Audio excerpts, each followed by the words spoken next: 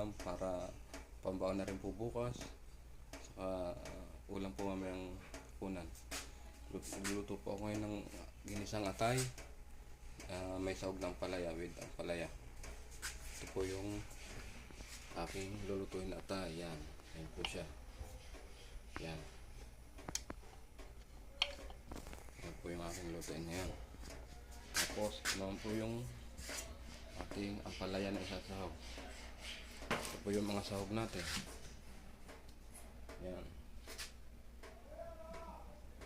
May bawang, luya, sibuyas, at kamatis. Ayan po. Ito na po yung kaserola. Mainit na po siya. Lagyan na po natin ng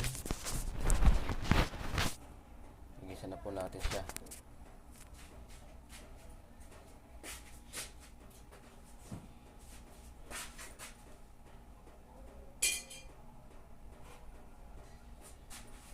Kasi po mainit na yung kaserola. Dapat siyang tangkot siya.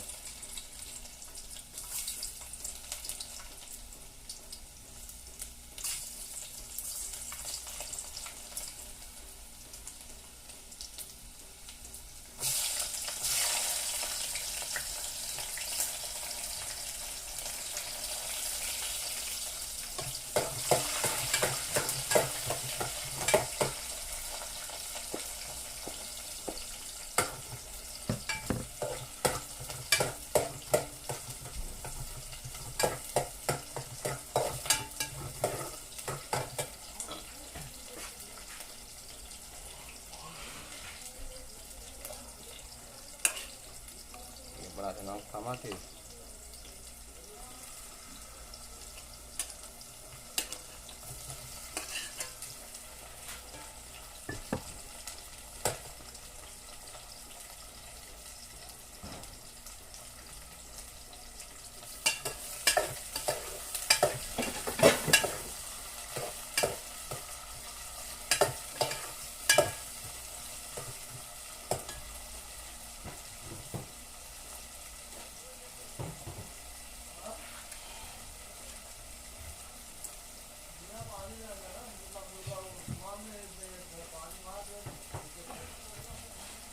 Tapos lagyan po natin ng chicken cube.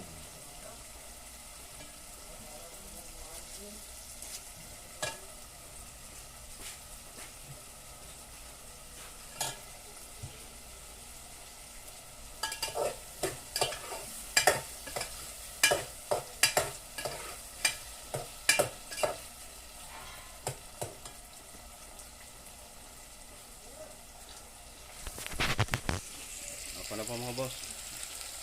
Akin muna pong pagpapatuloy muli ang aking pagluluto para matapos. Salamat po muli sa inyo sa pagbisita sa channel ko, pagsubaybay. Kita-kits po ulit tayo tomorrow. Salamat po sa inyo. God bless you all. Thank you very much po.